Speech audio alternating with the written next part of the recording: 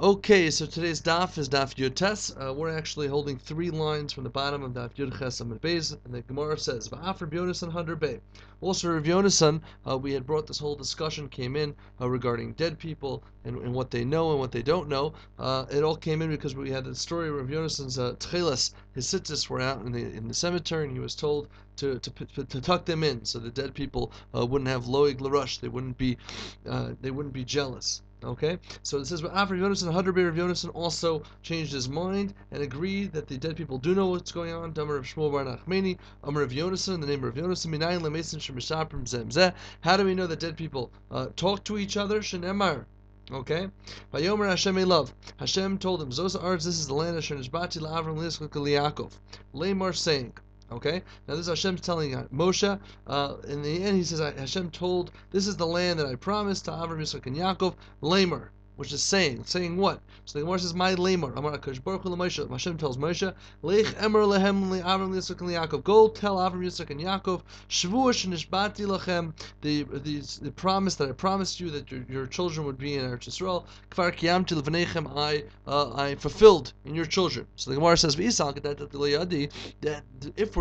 that if you think that dead people don't know, Kiyamar lahu my havya. Now when Moshe will tell Avram, Yitzchak, and Yaakov, what's the difference? Like, they're not going to know what's going on anyway. They don't know what's going on. All they know about, like Rashi points out, is the tsar of their own guf, like we said yesterday, like when the worms are eating their body. So the Gemara says, Elamai must be diyadai, that they do know. So if the dead people do know what's going on, Avram, Yitzchak, and Yaakov do know what's going on, and Moshe went to tell them, then why did he have to tell them that the promise has been kept? They already know. So the Gemara says, that they should say, thank you, Moshe, for telling us, for giving Moshe a good feeling. Okay? Amar Yisra says, whoever talks after a dead person, kilu masaper Evan. He says as if you're talking after a stone.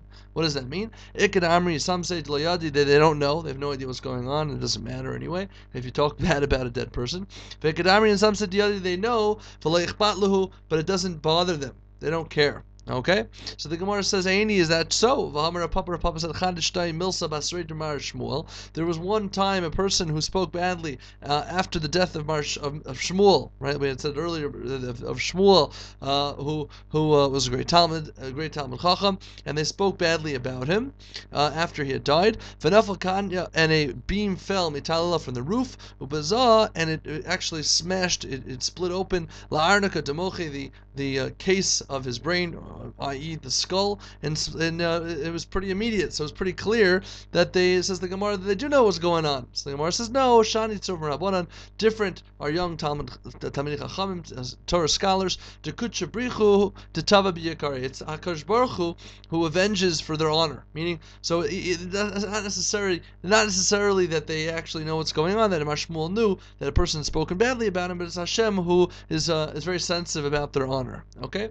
Amar Shmuel Levi says, "Kol masaper achar mitasin shel Talmidei Chacham." Whoever speaks badly about the mita, or the death after the death of a Talmid Chacham, noifel b'gehenom, he falls into hell. Shenemar, the pasuk says, the verse says, "V'hamatim akal kaloisam yelichem Hashem es poilei oven shalma Yisrael." And those who turn to crooked ways, Hashem will let them go with the doers of wrong, the workers of sin. Shalom Yisrael, peace on the Jewish people. What does that mean? Afilu b'shash Shalom Yisrael, Yolichem Hashem is Poilei Oven. Even though there's a time of peace on the Jewish people, Hashem will bring them to hell. And this is talking about those who hamatim al kol galei. Some Rashi says we speak about hamatim, which is lashon of the mita, the mita of the dead person. The dead Talmid Chacham. Okay, second wide line. Tanid Rabbi Shmuel. We learned from Rabbi Shmuel. And Reisa Talmid Chacham, if a person sees a scholar Shavar Aver B'Layla who does a bad deed at night, Al Tahar Achar B'Yom, don't think badly about him during the day. Shem Asa Tshuva, because he probably did Tshuva.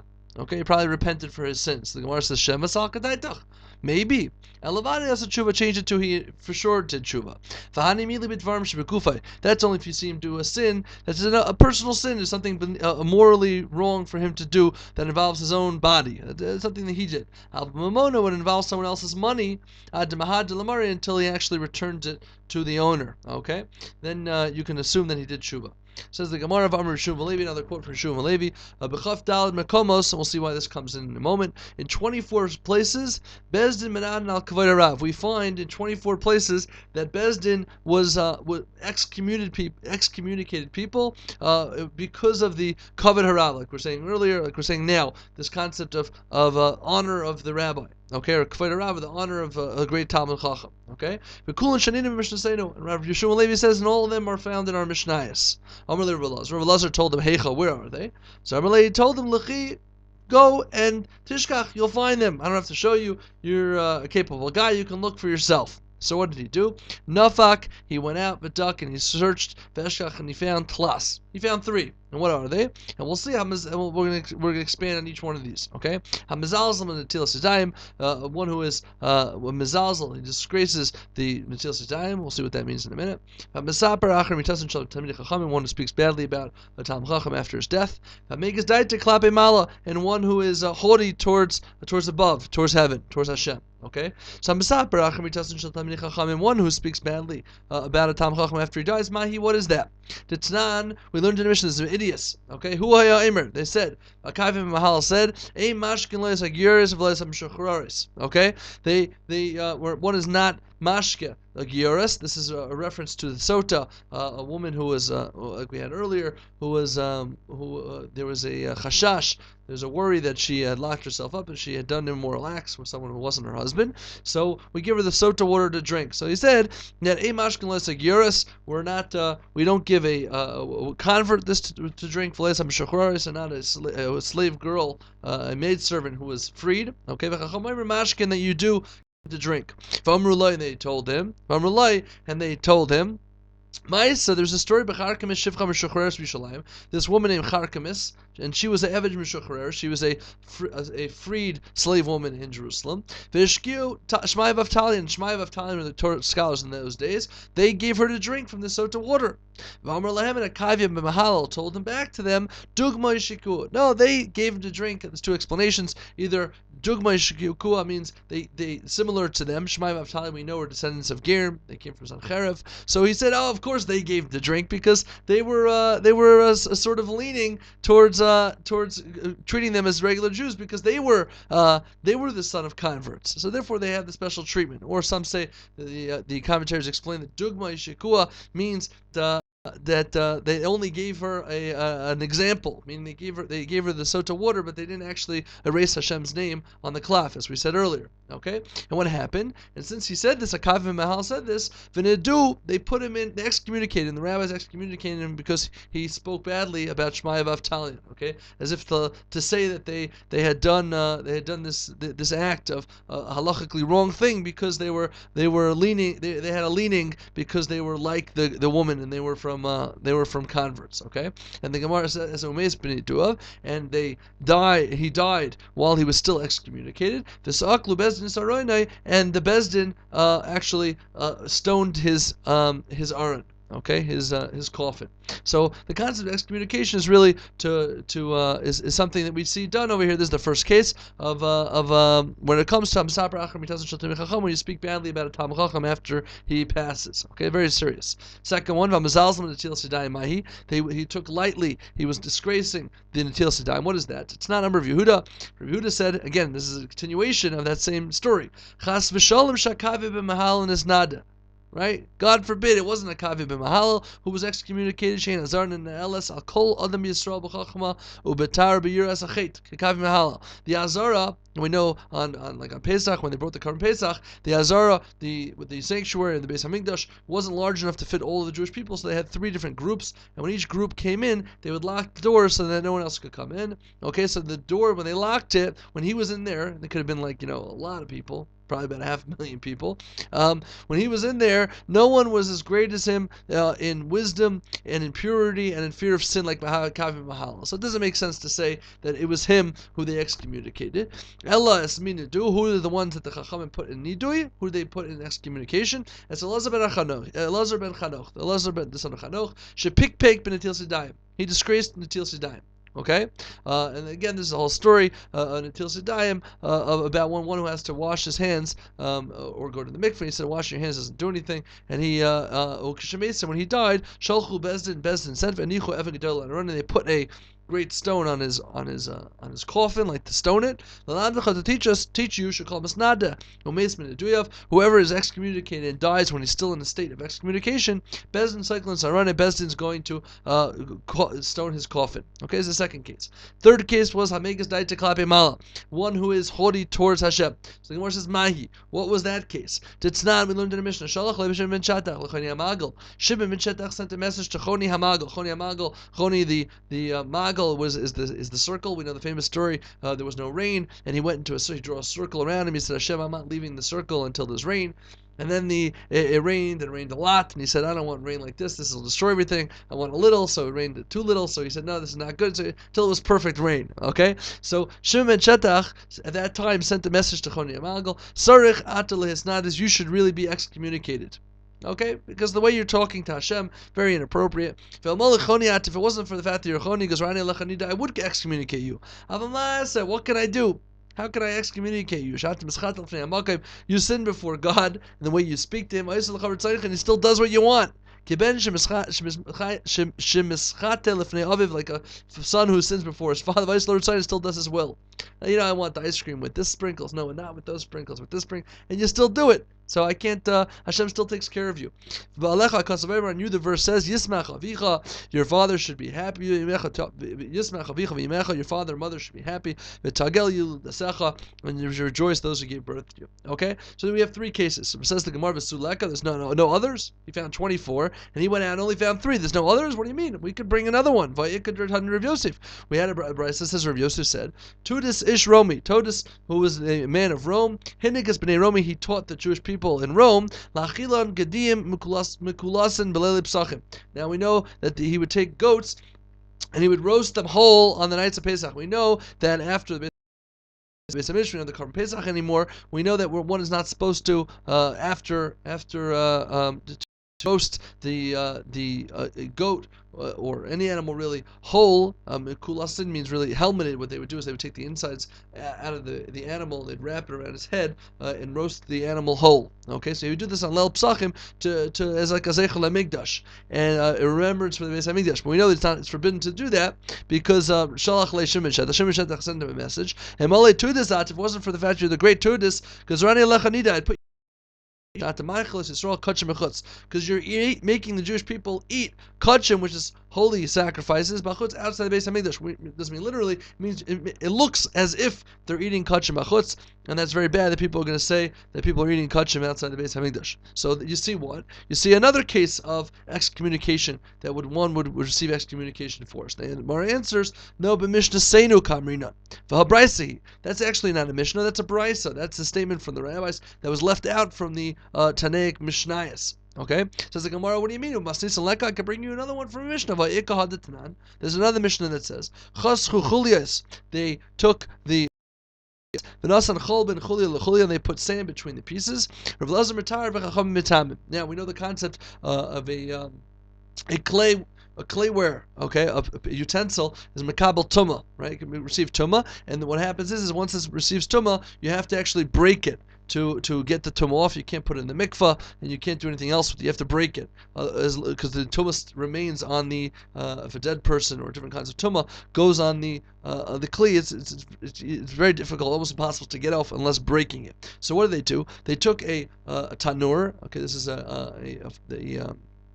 some sort of oven, and it was made out of clay. So what they would do is they would cut it into pieces, and they put sand in between the pieces, and therefore they thought that Rebbe Lezer thought that it's okay to do it this way, and therefore it's not going to be makabel tumah because it's not considered like it's complete. It's not considered like it's a complete utensil because now that it was broken to pieces, the fact that it was put together with sand in between makes it like not a complete utensil.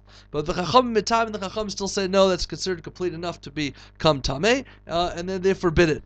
V'zeu tanur shalachnai, and this is the tanur of achnai. What does achnai mean? It means of snakes. The Gemara says, "My achnai." What does it do with snake? The Chachamim came out and they came out like with a snake that wraps around the way the snake coils itself, they coiled this tanur with halachas around. Okay, the Tanya we learned Osayom that day. Have you called Taurus? They brought all the halachas of Taurus Shatir Rabbi Lezer. Rabbi Lezer was betar. All the utensils he says are tar. Besar from Lefon, they burned him in front of him. Well, in the end, Baruch they put him in excommunication. The commentaries explain that it wasn't just that he argued; it was the way that he argued and the way he argued with the Raif. He argued with the majority, and he did it in a way that was very chutzpahdik, or so. It was very it was brazen, and it wasn't considered appropriate, and therefore they excommunicated him. Okay, so you see what? You see a Mishnah that says another case of excommunication. So the Gemara says, no, the first part, the whole story is in the Mishnah, but the Brisa, we just said the line above, Vitanya, and they put him in excommunication, that actually occurred in this story in the Brisa.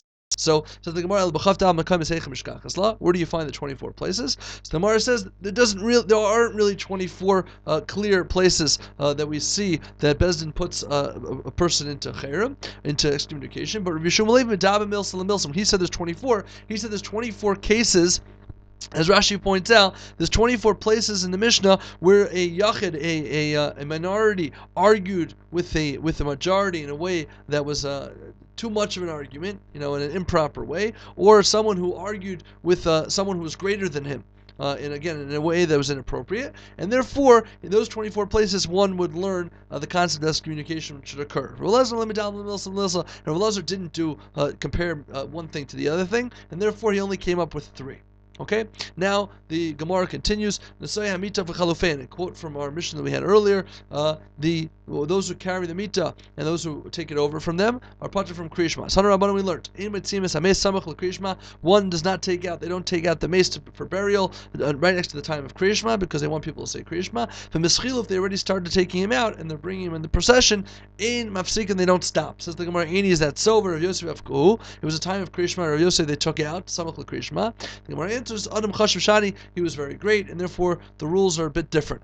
Okay, says the Gemara, we differentiate between those who are in front of the mita, those who are still waiting for the coffin of the dead person to come, and those who are already past them. So Tana Rabbanan, we said ha'oskin behesped, the one who is involved in a hesped, in a eulogy. So there's 2 kinds of eulogies. There's a eulogy that occurs at the funeral, and that is bisman shames mutalafneim, when the dead person is physically in front of them. So nishmatin echad v'kern. For the honor of the dead people, everyone stays there. And during the time of Kriyishma, one by one, they walk out and they take turns saying Kriyishma out, away from the mace. According they say Kriyishma. But if it's a funeral and the mace is not in front of him, it's just a procession, but the dead person is not actually there. Hein Yoshvin v'korin, they can sit and say the Shema. V'hu Yoshiv v'domim, and the person who's mourning sits and is quiet. Hein Dom Mispal, they get up for tefillah, they have to daven, and he's parted from tefillah. V'hu oimidu matztek alav asadin, and he makes righteous the judgment, meaning he says a special tefillah, saying, God, this is everything you do is right. And what does he say? Omer, and he says, Rabbono Olam, Master of the universe, I have sinned plenty before you, and you haven't even collected 1,000th of that which I really deserve. Should be your will, Hashem our God. Should tigdar purchasenu, that you should fence up our breach, and all the breaches of the Jewish people, with mercy. Abaye points out, it's not proper for one to say, you haven't collected from me even 1,000th of what I deserve. We learn in the name of Rav Yossi, la'olam, forever, la'iftach piv, adam piv l'satan. A person shouldn't open his mouth to the satan. What does that mean? The person shouldn't give a pesach to say, "Oh yeah, you think that that's what I deserve. I deserve much more than that." That's opening your mouth to the satan. Okay. And we see in the verse, Shenemar, the pasuk says, the pasuk says over there in Yeshaya, they said, Kima'at kistay mayinu. Hashem, if you wouldn't have saved us, we would have been completely wiped out like Sodom, and we were like Sodom. What does the Navi say back? Shimu to the next pasuk. Shimu devar Hashem kitzeni Sodom.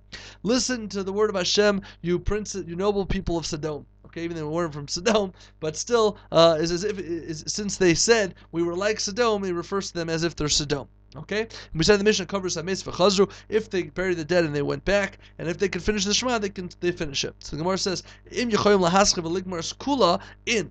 Okay, the inference is only if they could say the whole Shema, then they should start and finish before they get back to the rows of when the mourner walks in between them. Havel paragraph, one paragraph. A pasuk or just the first pasuk. That's not enough. Loy. Says the Gemara very minute. I'll ask you a question. That's a contradiction from a brisa. It says coverus hameis. They buried the dead person of Chazru and they're going back. They're walking back and they're walking back and waiting for the mourner to walk between them. If they could start and complete afilu paragraph, even only one chapter, or one verse from Shema, Hachanami Kamar, they should say it. So the Gemara says, the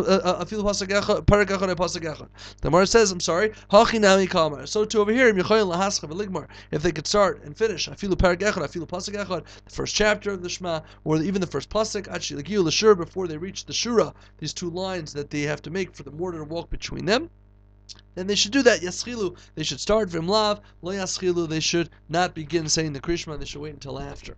Okay, so we turn the page and we're on the top of Daf Yud Tes.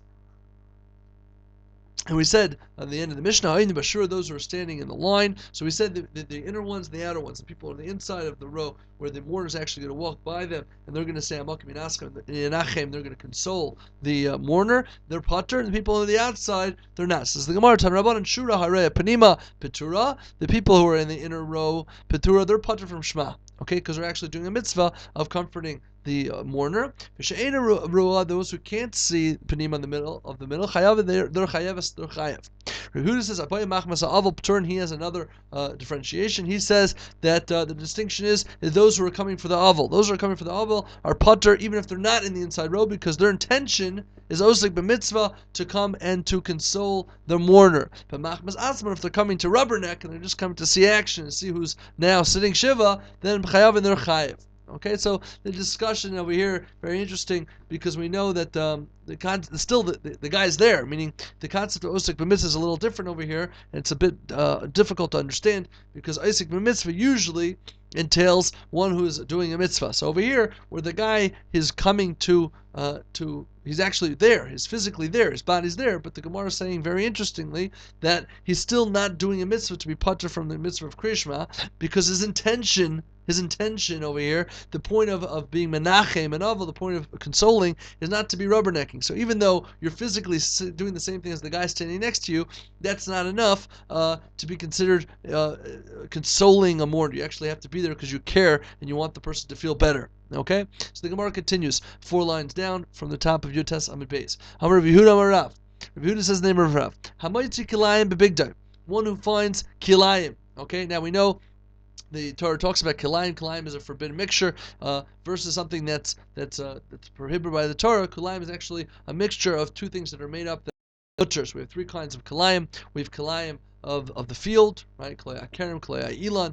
These are different kinds of kilayim mixtures where one is not allowed to actually plant together different kinds of seeds. Okay. Then we have kilayim of behema, where there's 2 kinds where you're not allowed to actually breed 2 different animals together. A shar v'chamor, right? A donkey and a donkey and an ox. You're not allowed to breed them together. And then there's also working them together. You're not allowed to work on the same plow.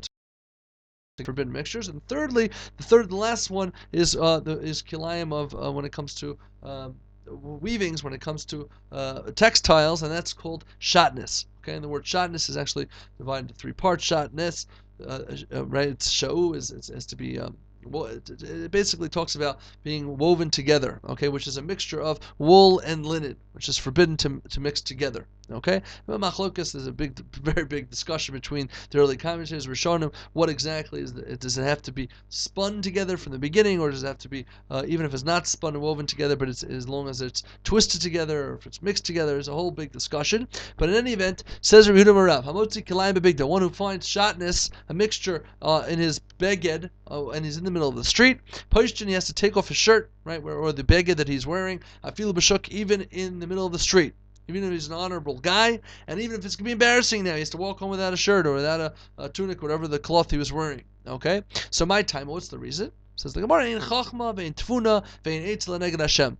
There's no being smart, and there's no counsel, there's no insight when it comes to Hashem. Meaning, when the halacha says something, what does that mean? Kol makom sheyesh chil Hashem. Whenever there's a chil Hashem, in cholkin kavod l'rav, we don't start worrying about kavod l'rav. Okay, the honor of the Rav. Okay, now this Gemara is sort of a contrast to Amud Aleph, where the first part of the page where we were talking about Kavod Rav and the importance of even a dead Rav and talking nicely about him. So here we're saying that one who finds kilayim, this mixture of shatnez, in his begadim, he has to be taken off right away, and there's no, in a place with this chil Hashem, not in the conventional sense of what we think of chil Hashem, which is sort of not correct, that we think it has something to do with other people. Chil Hashem really has to do with myself, my relationship with God. Okay? The ein chol kavod Rav, we don't start worrying about the honor of the guy who's wearing the cloth, and we tell him to take it off immediately. Says the Gemara Meisvei. I'll ask you a question. We learned Kavru Sameis v'chazru. Okay, they bury the dead person v'chazru, and they're walking back. Okay, there's two ways to walk back. Achas tahir, achas tamei. One way is a pure way, which doesn't go by a cemetery. Achas tamei, one goes over a cemetery. And now Kohanim is walking back from the grave, and now he has to walk back. So what does he do? Ba'bit tahira. If the delegation, the procession of the funeral, as they're walking back from the grave, goes in the pure one, the Kohen goes with them in the pure one. But B'Tamei, they go in the impure one. They go in the Kohen's allowed to go in the Tamei road. So the Gemara says, Mishum Kvoda, because of the honor of the dead person, the honor of the person, the mourner. So the Gemara says, what do you mean? Amai, why is that? Didn't we just say that it comes to what Hashem's decrees or Hashem's mitzvahs? We don't come up with reasons. So how could they allow him, because of the covet, to the Kohen to become tamei? It's forbidden for a Kohen to become tamei. Rav explained that this is not exactly a tamei road where it's for sure going to become tamei. The opposite, it's a beis pras rabbanan. Now a beis pras is a field with different explanations in the commentaries, but the most I would say the most common explanation is in this field that there was a grave on it at some point and it got plowed over. So now the rabbis decreed that a Kohen shouldn't walk there and has ritual impurity on the state of the whole field, even though we don't know where the grave is. It was plowed over, so it got, the grave got smashed up, and any bones that were there got spread out. We're afraid that the bones could be anywhere in the field, and therefore they decreed a tumah, a ritual impurity, and a Kohen can't go there. Okay, but it's only a rabbinic impurity, because really we don't know that the grave got ripped up. We don't know that the grave's anywhere. So when this case over here that we're talking about, where we say that the Kohen can walk because of Kvairo, that's because the rabbis didn't make a decree on this Beis HaPras, okay, on this kind of field. And how do we know the Beis HaPras is only rabbinically forbidden, rabbinically ritually impure? Rav Yehuda said in Shmuel, Menafech Adam Beis HaPras v'holach. A person could just he could blow away the dust and could see if there's any small bones there, and he could walk on it. So if one could do that, must be that it's not biblically impure. Rav Yehuda bar Ashi, another proof, Mishmei Rav, that if Rav Beis HaPras Nidash, a Beis HaPras was trampled on, and many people have walked there before, tar is completely pure, and we're not afraid that the bones are still hanging around there. Okay, so then we say another proof. Tashma Damar Rav Elazar bar Tzadok. Rav Elazar bar Tzadok said, and now Rav Elazar bar Tzadok was a Kohen, and he said, "Medalgan hayinu al gabe aronis shel mesim." We used to jump over. We wanted to go quickly, likras Malchi Yisrael, like we said earlier in the Masechta, to go towards the Jewish kings. V'lei likras Malchi Yisrael bavad amru ela afilu likras Malchi Akum. We even went to non-Jewish kings. We would make sure in a hurry to get there. Shim Yizki Yavchim b'Malchi Yisrael Malchi Akum, so that one day if we would be zoche to see the malchus of the Jewish people, the malchus of Mashiach, then we would have a contrast, right? So how would they get there? They would jump over cemeteries, and we were Kohanim. So what we would do is we would jump over the Arona Shel Mesim, we would jump over their graves. Now how could they do that? Okay? How could they do that? You're not allowed to become tamei, right? You're a kohen, you're not allowed to become tamei. So the Gemara says, Rava, as Rava explained, Rava, Dvar Torah, it's the halacha from the Torah is that Ohel Kol Sheish Boy Chalal Tefa Chotz B'nei Atuma, that we know the concept of Ohel. Now a person Kazayas of a mace, the amount of a olive's worth of a dead person is metame avi avosatum. It's the highest level of ritual impurity, and it's metame bemaga, just by touching it, by masa, by carrying it, even if you don't touch it, and by oil, if there's a tent over it, meaning if it's in a room that has a roof over it, everything under that roof becomes ritually impure. Okay, so we know the concept is that the concept of oil is it has to be at least a tefach, a hand's breadth of space between the ritually impure object, the dead person, and the roof, to be considered a roof. If it doesn't have at least a tefach, then it's called the tumah chotzetz. It's actually squished, and the tumah just shoots right up and shoots right down. Okay, so we know Dvar Torah oil kol sheish oil chalal tefach. If there's a space of a tefach chutz b'nei tuma separates from the tuma, that it doesn't shoot up. V'shein by chalal tefach, it doesn't have a chalal tefach, ain't a chutz b'nei tuma. And verov aronos, when it comes to most graves, okay, most aronos, and most of the aron, right, the not the grave, but the thing that the mace lies in, okay, most of these aronos are at least a tefach between the space of the dead person and the roof. Okay, so therefore there's a chatzitza. That chatzitza makes it an ohel, and therefore you could jump over it and not become tameh because there's at least a hand's breadth space between the dead person and the top of the grave. Okay. So the Gemara says, so therefore, Varov Aronos, most Aronos Yesh Bim Chalal Tefach, they have the space of a Tefach. But still the Chachamim were Gozer, V'Gozer, and they made a Gezer al She'em Yesh Behem Mishum She'em Behem. Because of those, even on those that have the space, they made a Gezer that the Kohen can't walk over them. Because some of the Aronos, the space is actually minimized and there's less than Tefach between the dead person and the top of the Aron, and therefore the Tumah would bokeh avolet, or would go up. Okay, and you would become tummy if you walked on it, and therefore they made this decree. But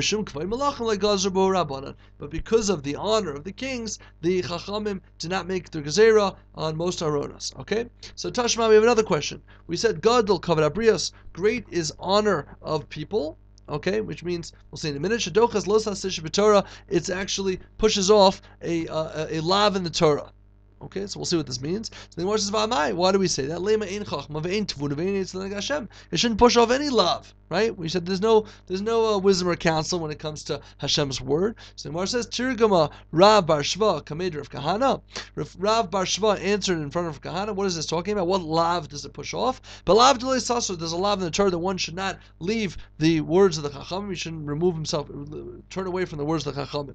So he said that's the lav. It's actually turning to Rabbanat. So achikule, they laughed about it. They laughed at him. Why? Because they said lav delay saso daraisi. The lav delay saso daraisi. Therefore, it would include all mitzvahs. So Rav Kahana, Gavar Rabba Amar Milsa. He's a great man. Don't laugh on him. Okay? What does that mean? What did he mean? Kol mi Rabbanan, everything the Rabbanan says, Mechul alav delay saser.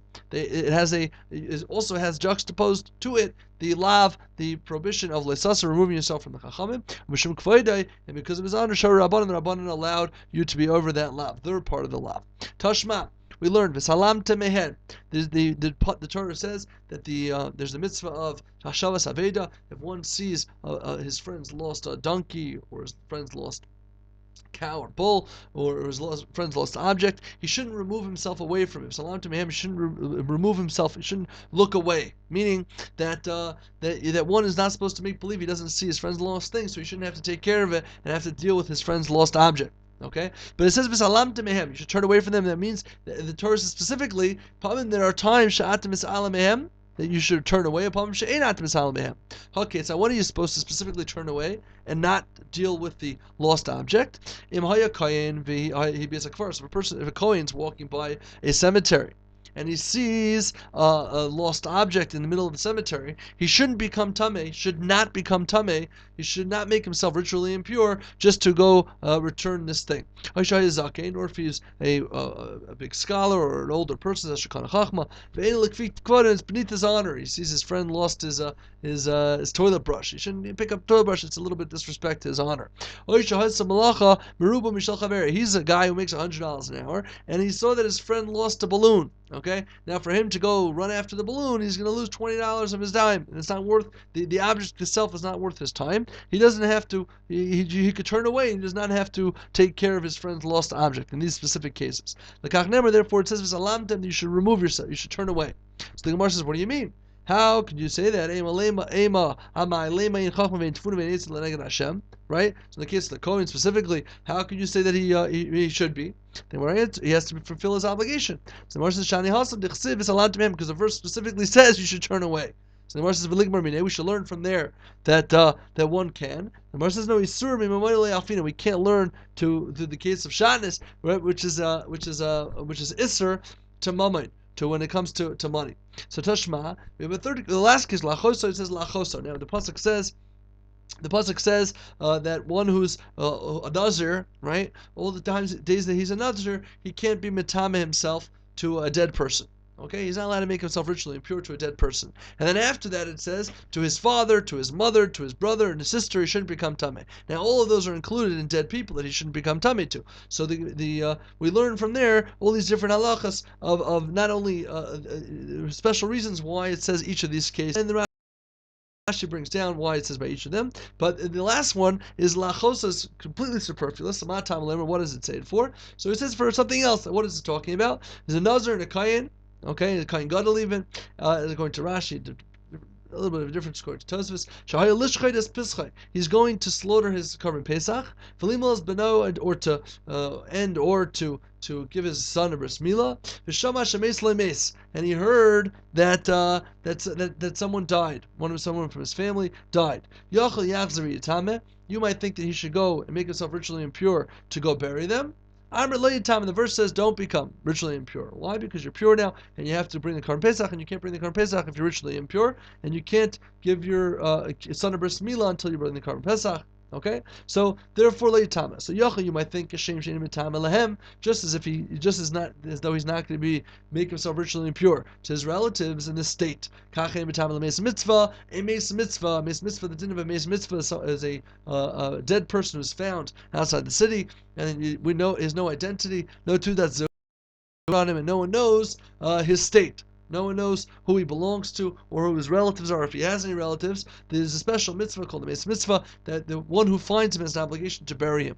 So you might think that also a Meis Mitzvah he should just leave there. Tamalema, the verse says lachoso. Okay, to his sister he should not become tamei. Lachosu din mitami, he doesn't become tamei to his sister. Avatama hu lemeis mitzvah, he does make himself tamei to a meis mitzvah. The Gemara says, "Amai, why?" Not lema, like we said before, in chachma, in tevuna, Hashem, he shouldn't make himself tamei. The Gemara says, "Shani hasam." Over there is different. The verse says, "Ulachoso." V'ligmar minei. We should learn from there that also all other cases he should make himself ritually impure. The Gemara says, "No, shev al tasa shani."